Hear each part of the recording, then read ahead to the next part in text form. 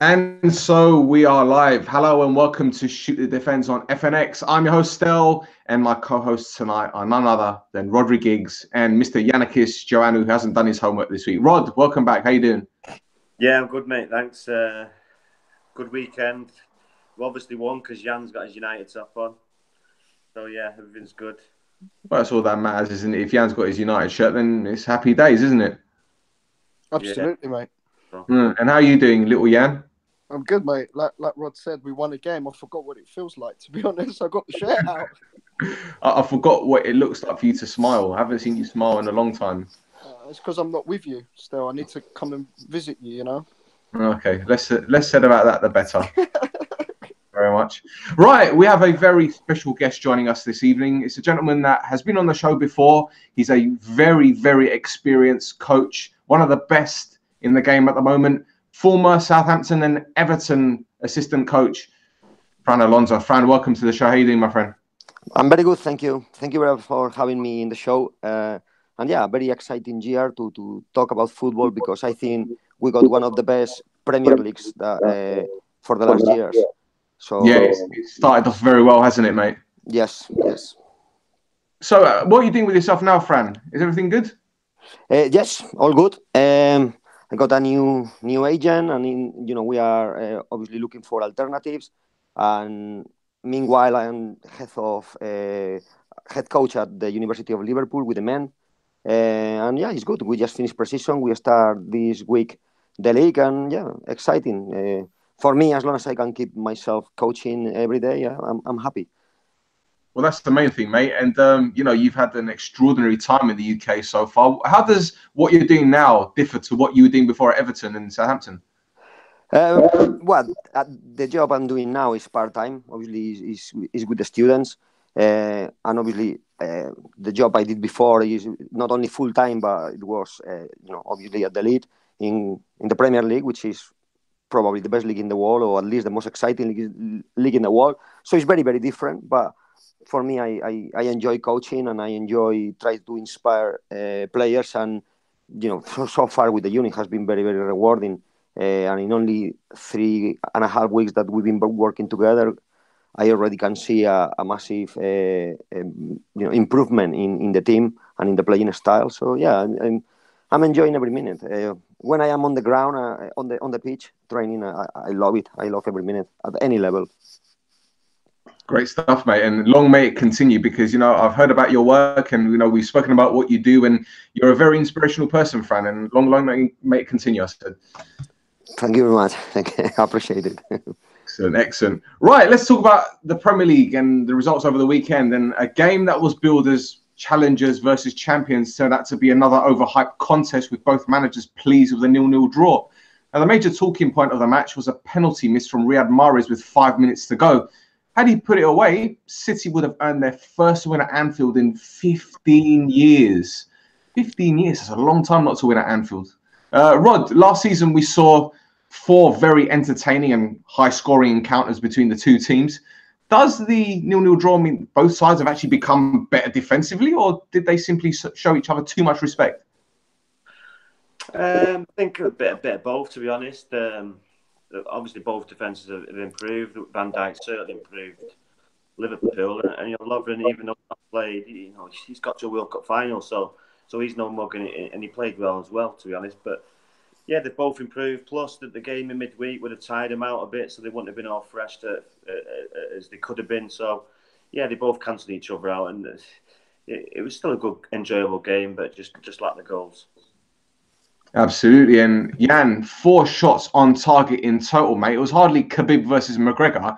Were you surprised with the lack of intensity shown from both teams? It was cagey still. Both teams didn't want to lose. It was a big game. It was, whoever would have won the game would have put a marker down for the season. For me, the most disappointing thing was the lack of quality. Considering the world-class players on the pitch, I thought the quality was really poor. Some of the passing was terrible. Even City, a team that like to pass the ball as much as Liverpool do, they at times they couldn't string 3 passes together. Maybe it was the intensity of the game, maybe the pressure of the game. But for me, it was a disappointing spectacle, to be honest.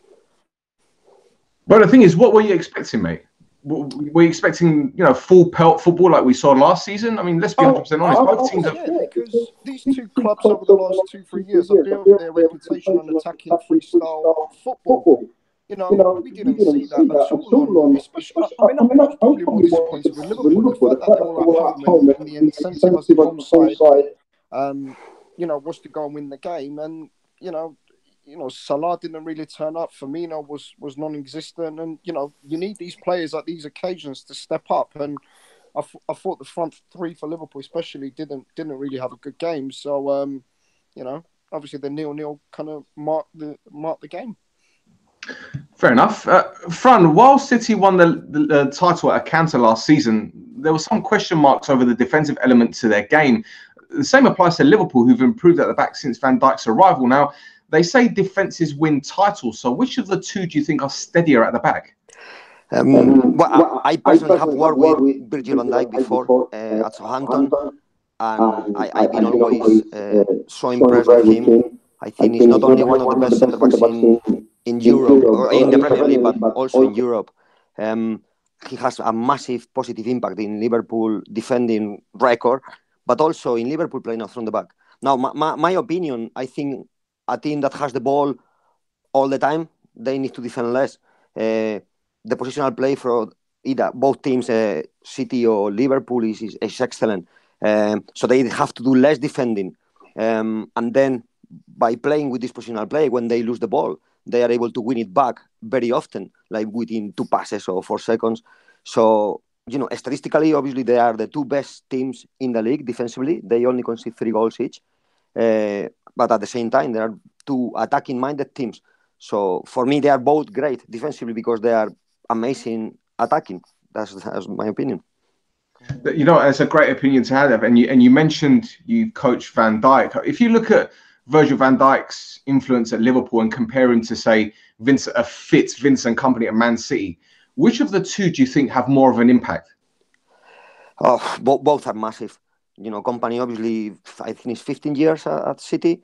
Massive player for them, the captain, a leader, the way he talks, the way he performs. And then, Van Dijk is just, you just see him, the presence he's got. He came and in the first game, he already make a big impact. So I couldn't highlight one over the other. Obviously, Virgil is younger. So, obviously he got an unbelievable future. And company is still playing a very good level, but obviously is only a few years left. But I don't know. If I have my team, I would probably pick Virgil because of the age. Fair enough. And probably because of the lack of the injuries either, I guess. As well, yeah. Great stuff. Well, Jan, Klopp heaped a lot of praise on Joe Gomez, saying he did extremely well at right back, given he hasn't played in that position for around 12 weeks. He did a superb job with Sterling, though, didn't he? He did, absolutely. I think he was good attacking-wise as well. I think he gave Liverpool a lot of width on the right-hand side. He tried to get forward as much as he could. He's a good defender, Joe Gomez. I mean, he's had a lot of injuries in his short career, but if he gets himself fully fit, he'll stay in that team, and he's a good prospect. And like you said, Sterling had him in his pocket, kind of thing. And I think when Sane came on as well, Sane never got any change out of him as well. So it was a really good performance. It was probably Liverpool's. Him with I think Lovren had a good game as well. I think them two were probably Liverpool's best players at the weekend. Absolutely. And Rod Guardiola said he didn't know about Riyad Mahrez's poor penalty record. Are you surprised he stepped up to take it? Well, no, I'm not surprised he stepped up to take it because he's a confident lad, and any professional footballer should expect to score from 12 yards. But obviously, I'm surprised that Guardiola didn't know that he'd missed 4 or 5 penalties out of 8, which is surprising. But he's a professional footballer. You should want all your players want to step up. Should he have took it? In hindsight, now, no. But you, as a manager, you want all your players to be confident and step up. They're going to take a penalty. But going to your question, Guardiola should at least know, it being the manager and all the coaching staff that he's got around him, that he's missed so many penalties. Mm-hmm. Well, look, I'd just like to say thank you to everyone on YouTube watching live and obviously listening on Twitter via Periscope. If you've got any questions, anything you want to tell us about the game, let us know. We're obviously here. I can read them out. So, yeah, get involved. And there's quite a few on the Periscope at the moment. What do you guys think of the result of the weekend? Did Liverpool endear themselves to you guys? Let us know. What do you think? Anyway, let's move on. Arsenal made it 9 wins on the bounce in all competitions after ripping Fulham apart 5-1 at Craven Cottage, while Chelsea's 3-0 win at Southampton moved Sarri's men joint top of the league. Fran, Roman Abramovich always wanted a head coach who played an attractive brand of football. He's now got that with Sarri, although there's a lot more to come, isn't there? What do you make of Sarri's first few months in England? Well, I have to recognize that I am a huge fan of Sarri. I follow him for so many years. I was very impressed with the work he did at Empoli. After that, obviously with Napoli. His football is very good. It's a very attractive, fast football, great tactical organization. He managed to get the players at the highest level of technical ability, great technical details. His teams are really a pleasure to watch, and he has done the same at Chelsea. Exactly the same. In this little time he has, already you can see a team that is exciting to watch.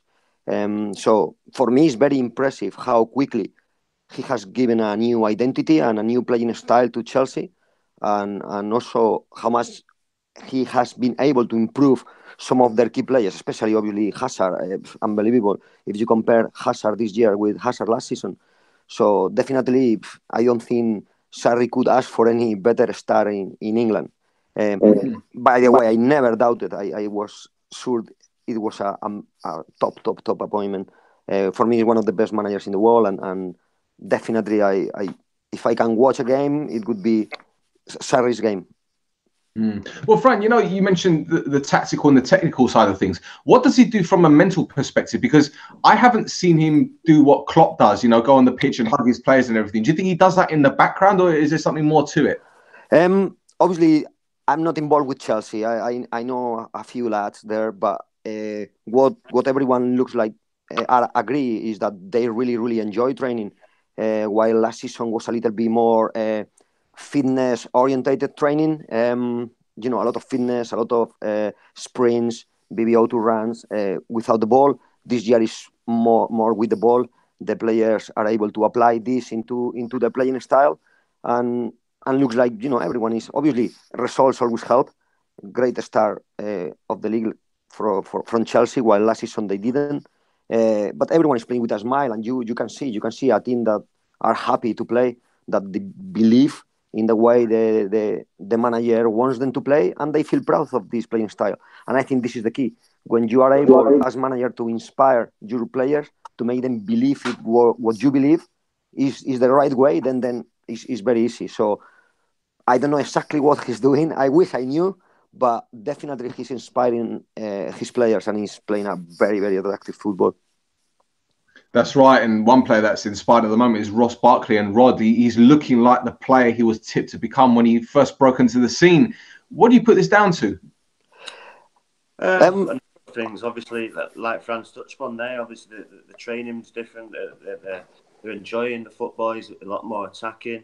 And he's getting games. He's obviously played a lot of games in pre-season, and he's carried that on into the season. And you're getting the results. He's a good player. And obviously, he's getting a bit more mature now, a bit more experienced. He's obviously getting the right information, and that information is sticking, and you're seeing the results on the match day. So, and now he's got his call up to England. We know he's a class player, and now he's showing that he needs to keep going. And I'm sure there's a next level that he can reach, and hopefully he can reach that for England and Chelsea. Fran, you were going to say something there about Ross. I mean, you know about him, I believe. What do you think he's done so far different to what he would have done at Everton? Ross got that unbelievable physical and technical attributes. He's a very, very strong player. He's a very fast player, and he's technical gifted player. For whatever reason, I saw him some unbelievable performances with us at Everton. Sometimes you saw him at training, and he was unreal, like top player. He didn't have this consistency, and now looks like he knows what the manager wants from him, and looks like he's happy. there. And I think he could be a really, really top player if he fit into a tactical environment, into a tactical philosophy that he believes in. I think he could be a top player, because he's got all the physical and technical attributes that a footballer need to be at the top. So I think, fair play to Sarri. So far, he's getting the best from him. Absolutely, and it seems like he doesn't keep himself in trouble, does he? He keeps himself out of trouble. I've never really seen any stories about Ross Barkley, getting in trouble off the pitch or doing anything that affect his disciplinary record. So it could be on to a winner here, Chelsea. Jan, this defeat means Southampton have actually won once in their last 15 home games. I mean, their last victory at St Mary's was in November, mate. Things need to change and fast if they're serious about staying in the league, don't they? That's relegation form, isn't it? That's going down, isn't it? If teams like Southampton should base themselves on staying up on their home form. They're not going to pick up a lot of points away from home, so their home form needs to be good. And the problem I find with Southampton, they don't score enough goals still. Even last year, the year before, I think since probably Pochettino or Koeman, they're not a side that kind of scores freely. And if you're going to struggle for goals, you're not going to win games. And losing Van Dijk as well, they haven't really replaced him. They ship goals as well, and it's worrying times. I think Hughes will be under pressure there very shortly if it doesn't turn it around. Yeah, I just think that I think Rod might agree with me on this one. That Mark Hughes is one of these head coaches that he's running out of ideas. He goes to clubs and it's almost as if he implements the same style of play. I don't know, Rod, do you agree with that? Yeah. I'm sick of talking about Mark Hughes because it's. Okay. He's had his chance since the Premier League jobs. No, fair enough. Fran, let's talk about Arsenal because they're improving game by game. Emery is really working his magic there. What's his secret, do you think? Well, if you see, Arsenal actually have a tough start of the season. Obviously, it's a new playing style that he's trying to install there. But the first two games were against City and Chelsea, so very, very tough. But since then, I think they won every single game in all competitions. And the team is playing better and better every week. So Unai is an excellent manager. He proved that with Valencia, Sevilla, PSG. And now he's doing the same at Arsenal. I work with a few players that have worked with him, like Gerard Deulofeu and a few others. And they all say that, he's very, very meticulous. He's very good tactically. He go to the little details of the game, and his teams normally are tactically superb. So for me, it's another team that I am excited to watch every week, and that's why I say before this is my favorite Premier League for the last maybe 10 years. I love how many good teams and it's difficult to say who really will win the league. So yeah, Arsenal is one of these exciting teams. It's funny because at the beginning of the season, we saw all of the pre-season clips of the players training and then being really, really tired at the end of every session. And you couldn't help but think that Emery was, really running them into the ground. But it looks like everyone is singing from the same hymn sheet. Everyone is happy. There's more of a jovial atmosphere at the club. Everyone's getting on. You're seeing Lacazette smiling, Aubameyang smile. Everyone just seems happy at Arsenal at the moment. I don't know whether it's because it's a brand new manager and it's new ideas and Wenger's no longer there, but it probably is Emery's methods, I guess, because he's got the best out of players all over the world, wherever he's gone, as you mentioned, Sevilla, Valencia, and PSG.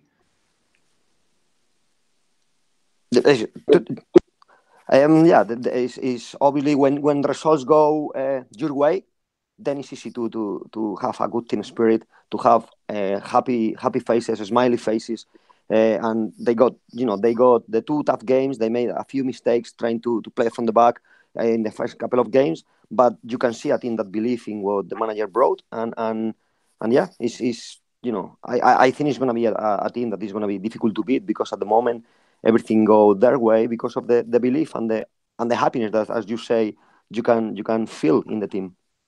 Stel, what I think he's done is He's restored a lot of confidence to players that weren't playing particularly well last year. Players like, Iwobi, Bellerin, they've stepped up this season under the new manager. And, with that, I should be getting results because of it as well.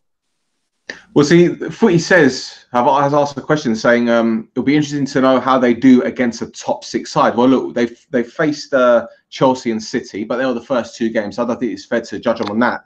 I think we're lucky against Chelsea. Yeah, that's true. Haven't they got Liverpool coming up in the next few weeks? That'll be an interesting one. Yeah, it's games like that you got to test yourself and see where Emery's side has been. But listen, what would you expect from a new manager? He's coming. Yeah, it's a tough start, but you could lose to City and Chelsea at any time, and he's won every single game after that. And they're playing good football. They're scoring goals. Defensively, and they're not shipping goals, where Arsenal have had a problem over the years with that. So I think Arsenal fans have got a point to be happy at the moment with their team. Now, I've noticed that the fullbacks are getting forward almost every time they get the ball. Whenever there's an attack, those fullbacks are bombing forward. And when you got someone like Hector Bellerin, who, let's be honest, he's not the greatest defensively, but going forward, he's a right asset, isn't he? So yeah, it's looking good for Arsenal, unfortunately for the rest of us. But that's where tactically it comes in, because you've got players like Torreira, not so much Xhaka, because defensively he's not great. But someone like Torreira, while the fullbacks can bomb forward, he can just sit in there and protect the 2 centre-halves as well. So it gives, like you said, the freedom of the fullbacks to go on attack. Yeah, but Torreira's presence means that Xhaka's improved as far as I'm concerned. I think Xhaka's come on leaps and bounds. Yeah, because Xhaka's not a defensive midfielder, so Torreira could be like the donkey work, so to speak, and Xhaka's a really good passer of the ball, so he right. Sorry, you're just repeating something I said about a year ago. Arsenal fans were slating me for. But anyway, that's by the by. That's a good pass of the ball. Yeah, there you go. Yeah, he's got good vision, he's got good technique, and he's got good shot in him as well. That's why, for me, he's not a defensive midfielder, because he's not great defensively. Preach. Rhodri, Arsenal withdrew their contract offer to Aaron Ramsey, but the Wales international came off the bench to start and finish a superb team goal. Now, Emery believes he's an important player for the club, so why do you think they've withdrawn their offer? Is he on his way out? Possibly. It's one of them standoff situations, I think, and they've shot themselves in the foot, really, by offering, for 2 reasons, offering the amount of much money they offered to Ozil, and leaking how much he gets paid, so it causes problems in itself, especially when he doesn't give you the team 100% when he's a top player, and if he did give that, then he'd be even better player. But with someone like that earning as much money as that, and obviously Ramsey wants a bit of that, so it's a bit of a standoff situation. Will it be resolved? Who knows? I think should he be on that much? No, I don't think so, because I don't think Ozil should be on that much money, because he's not a top player. But it's a difficult one. Will it be resolved? I don't know. But he doesn't play. He doesn't play 35, 40 games a season. He gets injured a lot. So are you going to trust him to be fit all the time? So it's one of them 50-50. Could go either way. But for an Arsenal, he's done really well when he has played. So it's a difficult one. Yeah, but here's the thing. Let's play a bit of devil's advocate here, right? Because the way I see it, Aaron Ramsey's been a better player for Arsenal than Mesut Ozil has. So why is Ozil worth 300 grand a week to Arsenal, whereas Ramsey, who's scored in cup finals, that's basically had the storming career at Arsenal, why isn't he worth 200 grand a week?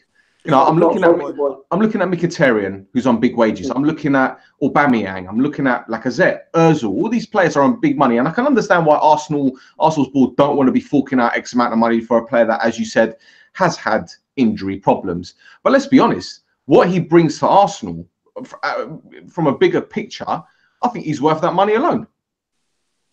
Possibly. Like I said, back to his injury, he gets injured a lot. He doesn't play 40, 45, 50 games a season. He maybe plays 25, 30 games a season.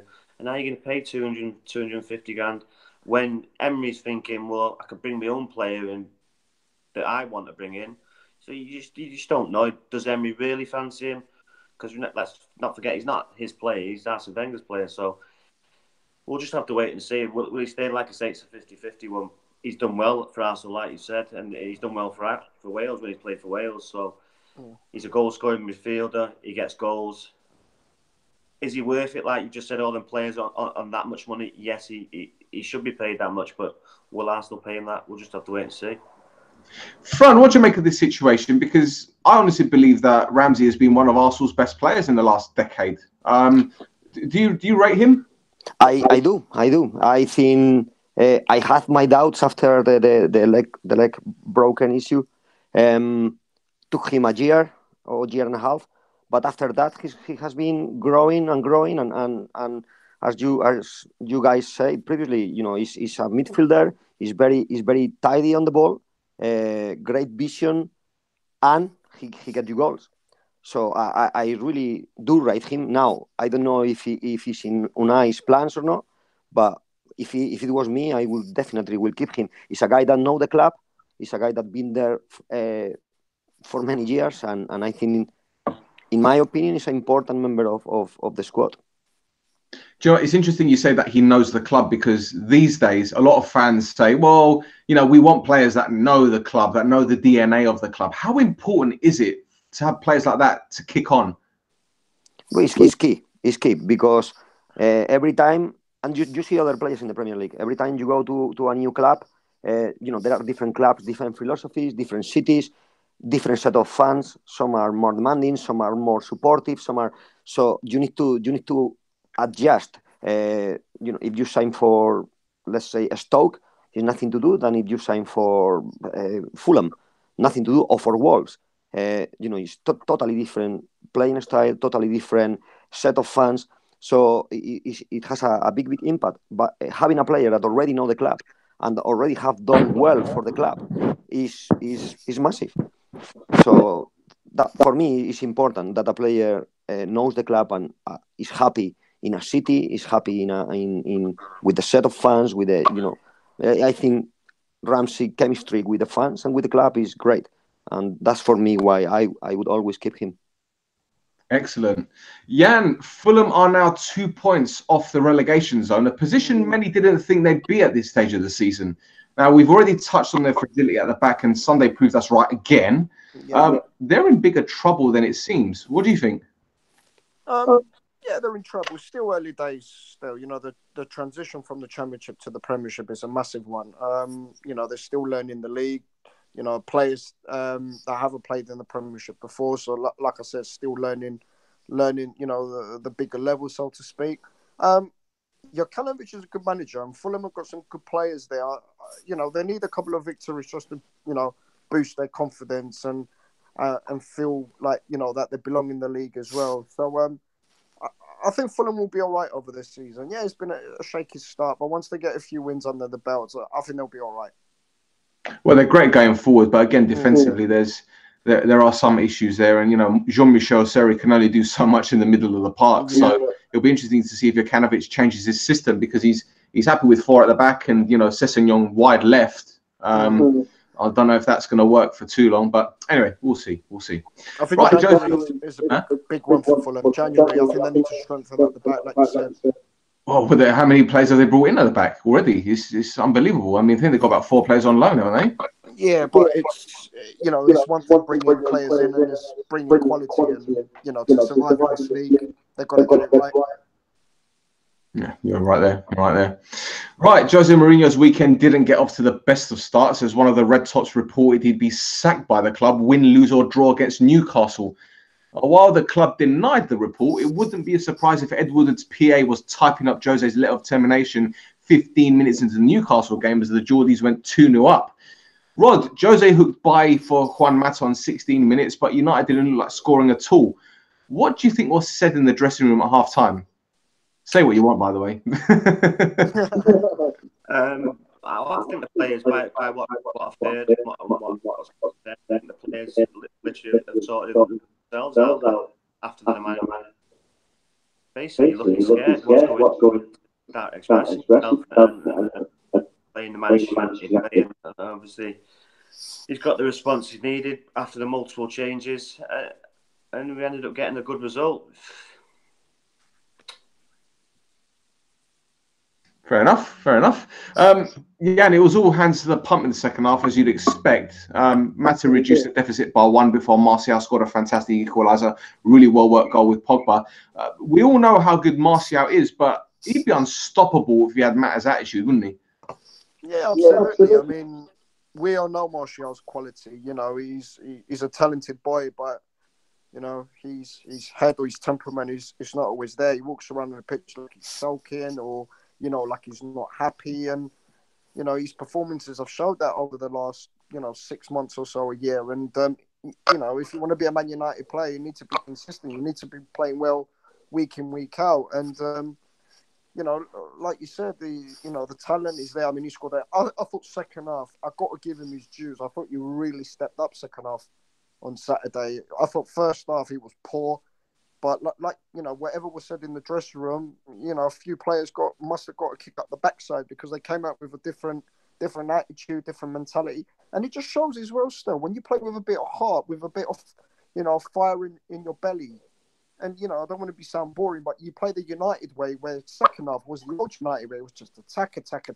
If Newcastle score, we're going to score 3 or 4. That was the mentality, and the boys showed spirit in the second half and probably saved Mourinho's job. For now, mate. But let's see. I don't know if they pulled out that performance for themselves or whether they did it for the manager or the fans. But we'll never know. All we know is that they've turned on the board and they've turned on Glazers. Yeah. Karen. Yeah. No, sorry. I was going to say the United fans have turned now. They've turned on the board. And they've turned on the Glazers. So Mourinho actually in a decent position at the moment because he's got the fans on his side. If the players start performing for him as well, he'll have the players on his side. And he knows that the fans want the ball out or they want the ball to act and back the manager. So, if he survives this 2-3 week period that apparently he needs to go, I actually believe now Mourinho is in a better position than he was before. Rod, you were going to say something? Yeah, it's just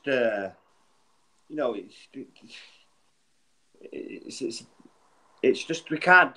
There's a lot of I say a lot of United fans.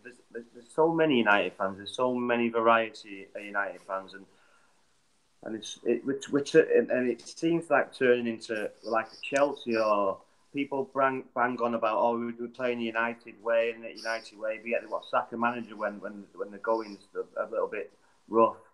You can't have it both ways. The board have backed the manager. We need to stick with the manager. We can't dictate a red top paper dictating or media dictating what's happening at our club. The manager's been given a job. He's a serial winner. There's some players in there that are not serial winners. Obviously, the players are the problem, and he needs to get time to sort that out. What we don't need is tin pot fans.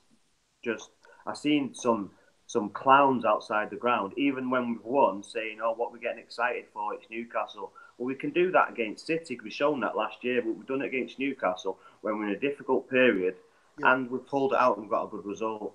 I just think we just need to close ranks and all stick together as fans, as a club, and back the manager. He's a serial winner, and hopefully he can turn it round. If he doesn't, by the end of his contract, okay, we'll see you later. Because we've let ourselves down before by David Moyes. Even if he's the wrong manager or not, we've got rid of him after 10 months. Van Gaal, he was a winner. We bring him in, and the way he got sacked was the wrong way. So I think we need to close ranks now, go back to the Manchester United way. If I can quote the late Tony Wilson, this is Manchester and we do things differently. No, I agree, mate. But the thing is, let's be 100% honest. It's only papered over the cracks, hasn't it, that result? Because let's make no bones about it, that first half performance was absolutely dreadful. Yeah. Well, yeah, it was, but he's changed it after 90 minutes. Then he's had the balls to change it again at half time. So he's made a mistake and he's had the balls to change it and make the mistake. And if we would have got beat, he would have got crucified for it. But yet, he's got a clear head. He knows what he wants. And the team got a result. He brought more attacking players on. And they've just let the shackles off. And maybe he sees that we need to go more that way. And then hopefully he does that. And we'll see. And we'll see it later more in the games to come. Look, you've heard my opinion on Jose Mourinho. I want him to stay. I want him to turn things round.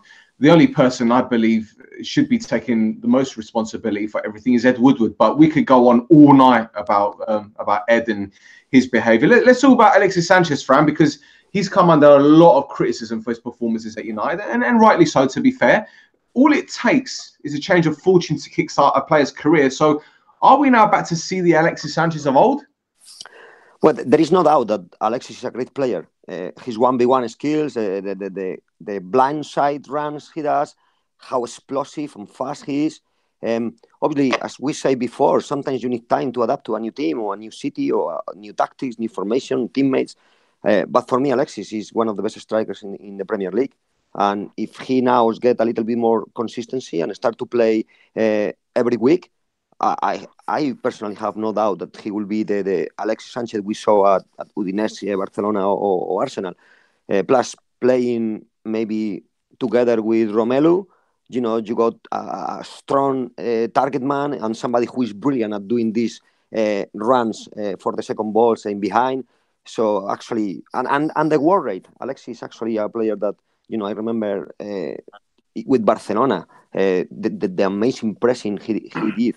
It was so difficult for the centre backs to maintain possession. I think he's a top striker. And if it was in my team, I would always start with Alexis.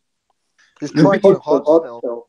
You reckon? See, the thing is, Fran, when I look on social media, and obviously it's not a great source of information because you do get a lot of people that pull stats out of their backsides just to suit their agenda. The main one I see about Sanchez is that he gives the ball away too much. But my argument is, well, he's trying to create all the time. So naturally that's going to happen. It's obviously going to happen. He's going to give the ball away a lot of the time. Let's be honest. But, they're saying, oh, he's not the Alexis Sanchez at Arsenal. Well, he was deployed in a different way at Arsenal, wasn't he? I'm pretty sure at Barcelona, he wasn't deployed the same way as he was at Arsenal, was he? No, and it's you might lose the ball. Of course, if you're a centre back, your pass completion, you have to be close to 100%, because if you make a mistake there, then it might cost you a goal. If you're a goalkeeper, it has to be 100%.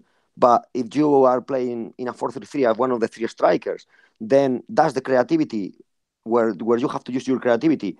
He's very good at 1v1. Sometimes he will win the battle, sometimes he will lose. So he could give the ball away. But when you lose the ball in the final third, then you got the whole team behind you, which actually happened at Barcelona. When he lost it, they won it back in 4 seconds because the positional play, because the centre-backs were very close, the midfielders were very close.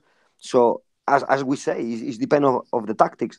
I think we haven't seen yet the best Alexis Sanchez at Manchester United, but a player don't forget how to play, and he's a top player. In my opinion, I've been seeing him for many years, and he's a striker that I really like. My opinion.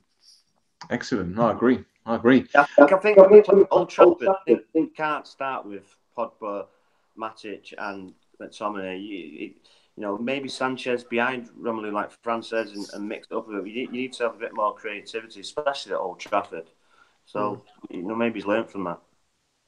We could see a different United after the international break. We never know. I mean, this game might kickstart our season. You just never know. But then again, we said that little bit of creativity. I don't think obviously Pogba's got that, but I don't see that from Matic or McTominay. Who's going to set up these chances? And bringing them to attacking more players on, and we got the results with the 3 goals. Yeah, that's a fair point. Well, Fran, what's your take on the Jose situation at United? Do you think he's lost the dressing room, or is there more to it? Well, that's a very difficult question. It's difficult to say. Sometimes, obviously, I've been a few years in the Premier League. Sometimes the perception we get from the outside is totally different than what really happens inside the changing room. It's obvious that it hasn't been a good start of the season for Manchester United. They have very bad results that obviously affect negatively the atmosphere in the dressing room.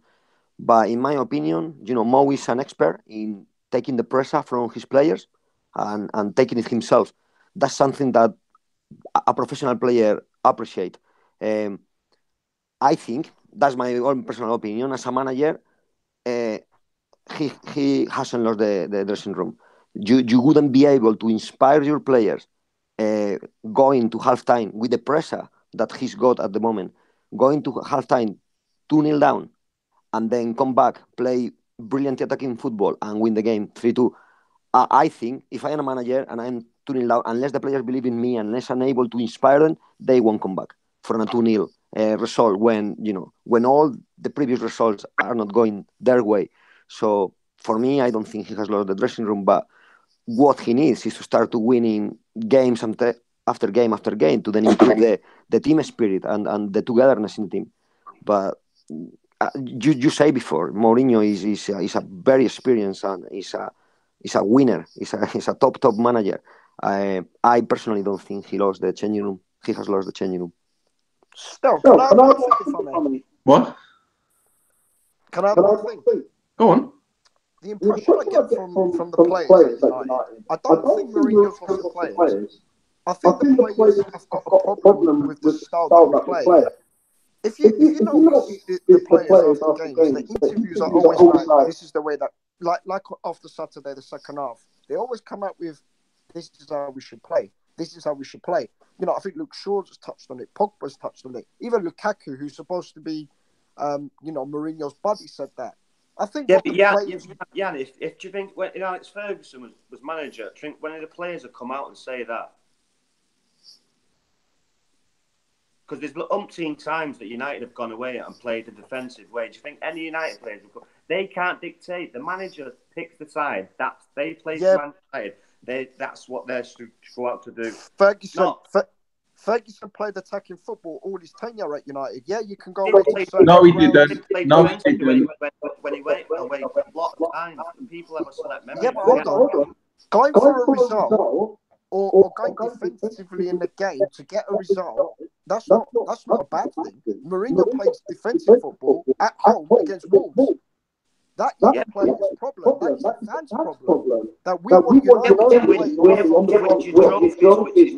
Seen in the past, so if players being negative, saying, "Oh, I don't want to do." No, trust in your manager, what you've been paid to do, not second guess it because I am Paul Pogba. No, you're there to do a job. What your manager wants you to do, and I want to see you go to see it through and do it 100%. Not second guess it.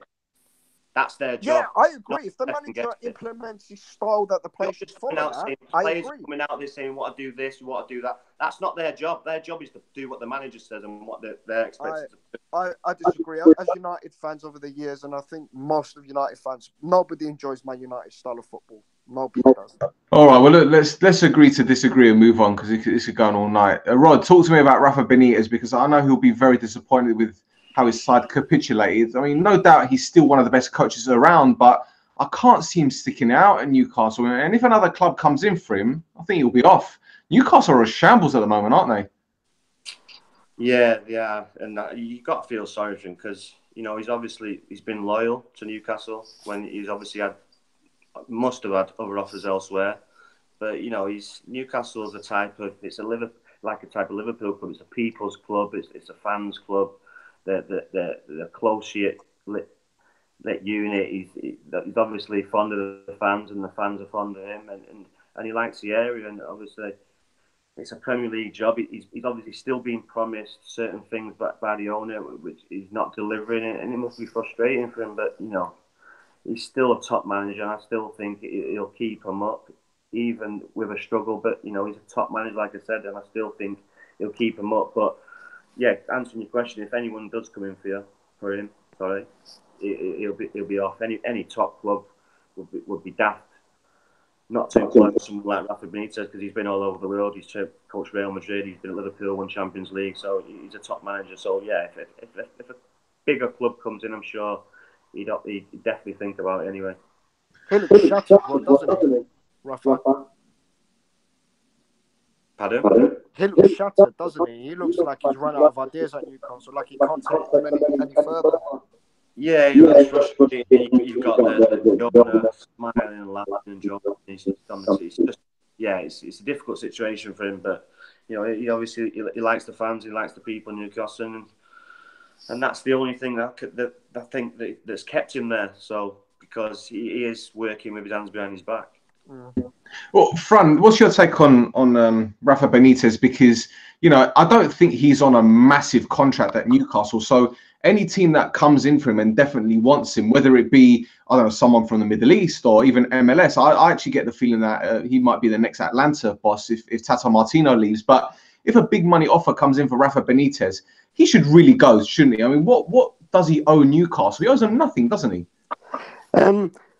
Rafa probably loves, like myself, he probably loves the Premier League. Obviously, he was at Real Madrid, but he got sacked very early, and then he always expressed his desire of coming back to the Premier League. It's a very, very exciting league. You got amazing exposure. It's followed all over the world. So it's good. It would be difficult to leave a Premier League club to go to the Middle East or to go to America, I think. Obviously, the situation at Newcastle is not easy. It's a very, very difficult situation. Maybe he didn't get all the transfer that he wished for, and now he's paying for it, and it's going to be very tough. And if he stays in the job, I think January is going to be the key, because it's a very, very hard job what he needs to do now. If he wants to stay at Newcastle, it's going to be tough. I personally would stick to the Premier League over probably most of the leagues in the world. I just love the Premier League, and I think Rafa feels the same. Excellent, great stuff. Right, in other news, Bayern Munich suffered the back-to-back defeats after a 3-0 loss against Mönchengladbach at home. Now, Jan, last week it was Hertha, this week it's Mönchengladbach. Bayern are now without a win in 4 games in all competitions and have slipped down to 5th in the Bundesliga. Is Niko Kovac doing an Ancelotti? Oh, yeah, definitely. The problem I'm finding with Bayern Munich is probably a bit, with ourselves as well. They haven't recruited in the summer still. It's an aging Bayern Munich team. The players have been there for a while, and it seems that, they've kind of run out of ideas, to be honest. And Kovac has come in, and he hasn't really set the world alight. I mean, they've beaten Gnabry, and, let's face it, Gnabry is not set the world alight in the Bundesliga, is he? So they've got problems there, and, traditionally, Bayern Munich kind of don't give managers enough time. If we start badly, like you said, they did it with Ancelotti last year. They're second when top. So, and if I'm not mistaken, Kovac criticised one of the directors, didn't he? Well, yeah, it was Salihamidzic. He said, well, put it this way, the players aren't happy with Kovac's training methods, and Kovac had a little bit of a dig at him, saying that, we've got the players that we have, and now you see why I rotate. If there's a bit of wear and tear, then you risk injuries, and it's very similar to Jose Mourinho having a pop at Woodward. So yeah, you're right in that sense. I mean, they were teammates as well, weren't they, Kovac and Salihamidzic? So there might be a bit of tension there as well. Yeah. I mean, he's probably one or two results away of getting the sack still, even so early in his career. Well, see, this is the thing. Salihamidzic, he had crisis talks on Sunday, and apparently Wenger is tipped to be Kovac's successor. Fran, do you think that Wenger could step into the Bayern Munich job and do anything there? Difficult question, because Bayern Munich has been winning consistently the league for I don't know how many years. They've been very, very well with Guardiola in the national tournaments. Then obviously Heinkens did well. So it's a tough job, and as Yiannakis say, it's a team that hasn't maybe brought enough young talent this year. You got a lot of experienced players. The kind of Arjen Robben, maybe too experienced, top players, amazing careers, but even the Lewandowski in almost getting to 30s or over 30, I think already. So yeah, it's a very, very, very difficult job to take. If Wenger could do well there, I really don't know. If I see the last Arsenal years, I cannot really see Arsene Wenger doing well at Bayern Munich. I cannot see many managers in the world doing very well at Bayern Munich at this moment, because of all these, they're 5th in the Bundesliga. For a team like Bayern Munich is really unbelievable. That's right. I remember when Van Gaal was head coach, I think there were 10 points behind Dortmund at this stage of the season, and they gave him the boot. But Rod, it's very similar with United, where you have ex-pros, saying stuff about the club, like Rio Ferdinand and Scholes and all that. And I guess it doesn't help when Lothar Matthäus says that Bayern don't seem to have any solutions. Well, yeah, it's a difficult one because I was listening to the radio today. They've got even though they've got a quality team, it's an aging team, and if anyone to go in there now, or even the manager, the coach there now, it's a difficult job because even though the starting 11 will give a game to anyone, like I say, over the season, it's a tough old season, and they are getting an aging squad. So it's a difficult job, but Bayern Munich is still a massive club. So it'll still be a good job to take, but like a good job to take, but a difficult one. And while we're on the subject of massive clubs, perhaps the biggest club in the world, Real Madrid. They're on a 4-game winless run, and their 1-0 defeat at Alaves means Lopetegui's men have lost 3 in 4 without scoring. Fran, replacing Zidane, who guided Real to 3 Champions Leagues in a row, was never going to be easy. Taking charge of Real Madrid in their first season without Ronaldo is practically an impossible task. Can Lopetegui turn it around? It seems like an unenviable task at the moment. As you probably know, I'm from Madrid. I have watched every single Real Madrid game this season. It started the love story between Lopetegui and Real Madrid. It didn't start great. The way it started, it didn't start great. It was just in the World Cup, and then Lopetegui got sacked from the Spanish national team, so it didn't start great.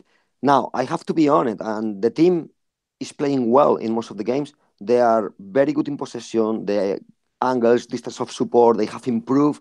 They do very long possessions, which is what Lopetegui wants. The only problem with this is they are moving the ball too slow. And teams have worked out that by defending deep and denying the space for the pace of Gareth Bale or Asensio, then Real Madrid find a lot of problems to not only to score, but to create chances. Now, what you say is true. So Ronaldo he has scored between 41 and 61 goals every season for the last 8 years. So that's a massive amount of goals that need to come from somebody else. And at the moment, Real Madrid front players are not in their best form.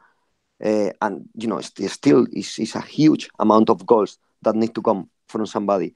Another big problem from Lopetegui is that he has lost, due to injury, key players in the team, like Marcelo, Carvajal, now looks like Bale as well. These are Isco. So these are players that would start for Real Madrid this season every single game. So if he can turn the situation, I would like to think so. I think the team is playing well, but when you don't score, when you are Real Madrid and you don't score for so many games and you don't win in 4, that's a pretty big crisis. Real Madrid is not a club that is famous for being patient with managers. So if he can turn it around, I would like to think so, but at the moment seems a very difficult task.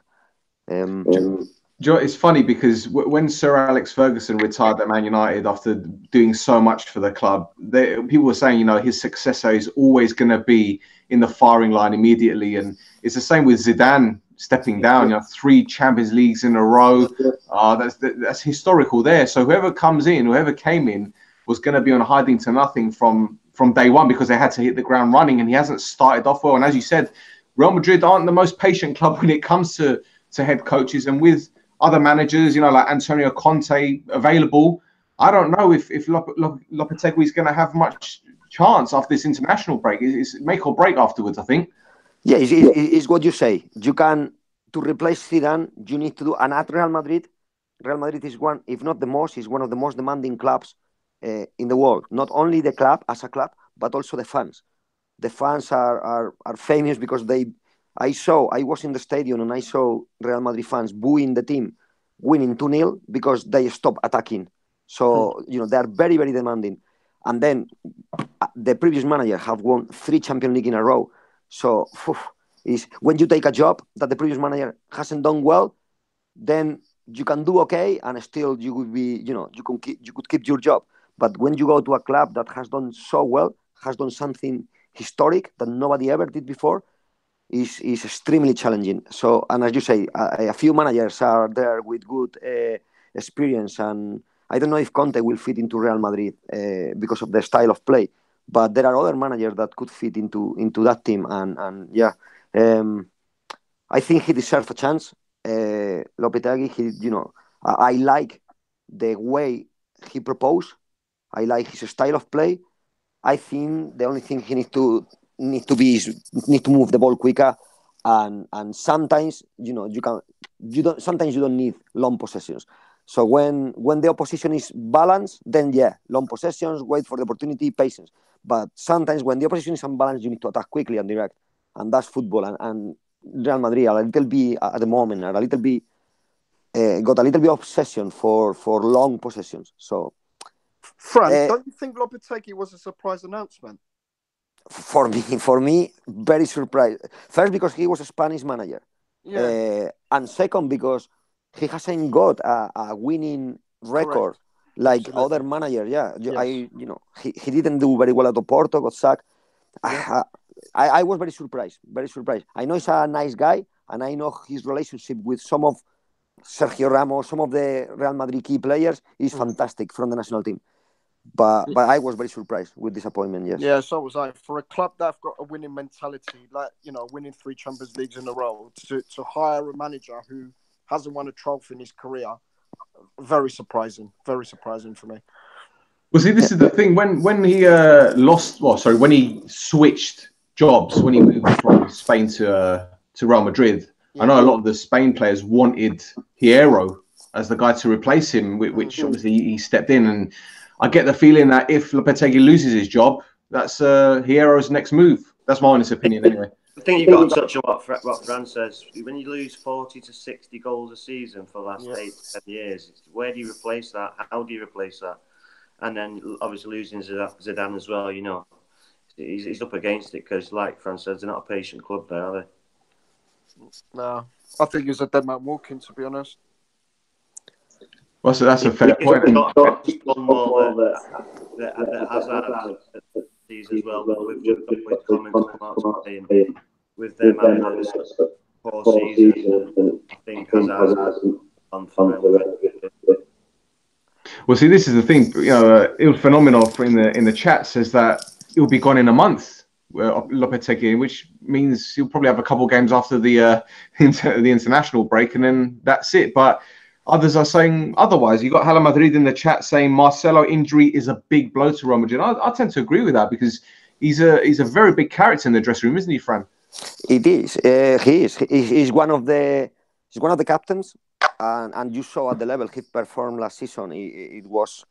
I don't think he's the best defender in the world, but I would consider him probably the best left back in the world, if not one of the top 2 or 3. But definitely for Real Madrid is key. I like Nacho. I think he's a great player that can play in any position. But in the left back position, there is no one like Marcelo for Real Madrid. And not only because of the quality and amazing talent he's got, is because how he is able to inspire these other young footballers like Asensio, he's a big name. And when you lose Marcelo alongside Zidane, alongside Ronaldo, that's a lot of big names missing from there. Is there a El Clasico coming up soon? Next one, yeah. Next game, yeah. That's when he'll be gone. I mean, he lost the derby in the Super Cup to Atletico. He drew 0-0 with Atletico. Hasn't started well. If Barcelona beat Real Madrid, that's him gone. Yeah, but on the other hand, if Real Madrid beat Barcelona, then this might guarantee him a few more games. And if he get to Christmas, to January transfer window, I think that could be, Real Madrid need to sign a big name. They need to invest massively. Yes, I think so. Yeah. Well, Rhodri said that, Eden Hazard is linked with the club, and he's made some comments saying that he thinks about joining Real Madrid, which is a bit, how can I put it, convenient, given that he's on international duty now. It's all funny how these things happen when they're all on international duty. You hear these stories coming out and all these quotes, and but I can see Eden Hazard joining Real Madrid at some point, really. Yeah, but will Lopetegui be in charge by the time he joins? Well, I don't know. It'll be next I don't know. Well, Hala Madrid says they miss Kovacic big time. So I'm not sure about that, but he's a Real Madrid fan, so yeah, he knows better than I guess. Rod, Gareth Bale, he's been nominated for the Ballon d'Or. Do you think he stands a chance of winning, or will it be Modric, Salah, or Ronaldo again? Oh, it's a difficult one. It's an okay season. I think looking at Modric winning the Champions League, having such a World Cup, you'd be tough against either Ronaldo or Modric, to be fair. But it's still an achievement being nominated. There's not many Welsh players that have been nominated for the Ballon d'Or, so it's still a massive achievement to be even nominated as one of the best players in the world. And he could still win it. Fran, who's your tip to win Ballon d'Or? Because I don't think Messi's going to win it this time round. Probably. I don't think Gareth Bale had a good season last season. Injuries, he was on the bench for many games, so I don't think he will win it. I will love him to win it, but I don't think he will. Obviously, the massive goal he scored in the cup final, it was the highlight of his season, but he didn't have a very good season. Frustrating season for him. I think Modric and Salah got both very, very good. Salah, obviously, in the league. Modric in the Champions League, in the World Cup. So probably Modric could be my pick. Obviously, Ronaldo and Messi have to be always there candidates, just because they are two best players in the world. But this year, because of the results and the level they show, I think Modric and Salah are good candidates. I think Modric. Jan, do you agree with that? I do agree with it. I think Modric will win it just because they've won the Champions League and he had an excellent World Cup. I mean, I can't believe I'm saying this, but I personally think Salah should win it. I just think for the impact that he made in the Premiership last season, the amount of goals that he scored and how he took the league by storm. I don't know, for me, I think Salah should win it. But what did he contribute? What did he contribute? He contributed 40-odd goals. Did he win any medals for that? Yeah, but what did he win for it? He didn't win nothing. But what are we judging? Are we judging a player on the season that he had, on the trophies that he wins? What are we judging a player on? Look at Luka Modric, for example. He guided Real Madrid to Champions League final, which they won. He guided Croatia to a World Cup final, which they're unlucky, not to win. Surely he's had a better season than Salah, no? Well, he's had the better individual season because he's won trophies at the end of it, or he's won the trophy with Real Madrid. But like I'm trying to say, what are we judging the player on? Winning something at the end, or having a fantastic individual season? If you want to talk about individual kind of, the kind of season that he's had as an individual, I think Salah has had a better season. But I'd have thought that it would be an individual's impact on his team. Yeah, but guiding his team to a Champions League final and then going off after 20 minutes with a damaged shoulder isn't really much of an influence, is it? So what? You can't win a Ballon d'Or because you got injured in the Champions League final. That's a bit harsh. Well, Brian Robson played with a shoulder in a sling, mate. Yeah, but if Ronaldo goes this season, got injured in the Champions League final, what? He doesn't deserve to win it.